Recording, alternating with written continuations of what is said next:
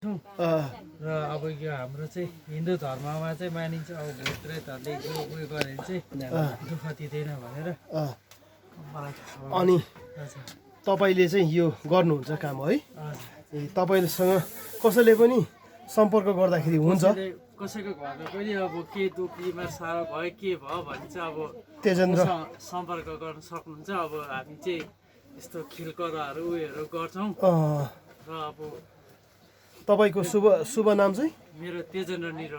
निरोला अनि तपाईँलाई सम्पर्क गर्दाखेरि चाहिँ हामीले कसरी गर्नुपर्ने त अहिले तपाईँ कहाँ आइरहनु भएको छ यो जग्गा चाहिँ म चाहिँ आज तामसाङ मोडरमा खिलकरा गर्नु आइरहनु भएको छ है अनि तपाईँको खास गाउँ चाहिँ मेरो चाहिँ छोटा पुबुङ आलुबारी छोटा पुबुङ आलुबारी है र यस्तो प्रकारले तपाईँले यो सबै गर्नुहुन्छ हजुर यो चाहिँ अब तपाईँको भलाइको रूपमा चाहिँ हाँगामा चाहिँ अब हामी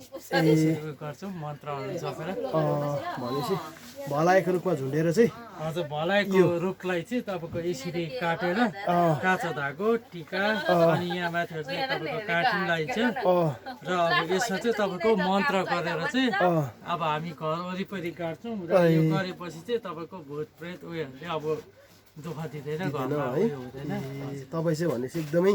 यसमा चाहिँ कति वर्षदेखि तपाईँ लागि पर्नु भएको छ त यो चाहिँ मेरो मोटामोटी 6-7 वर्ष भयो यो गरेको चाहिँ मैले भयो अहिलेसम्म कुनै मिस्टेक छैन तपाईँको हजुर कुनै मिस्टेक छैन ल हेर्नुहोस् है अब हामी यसरी आइरहेछौँ र एकदमै हाम्रो गुरुजी चाहिँ यहाँ हुनुहुन्छ सबैले यसो हेरिदिने अनि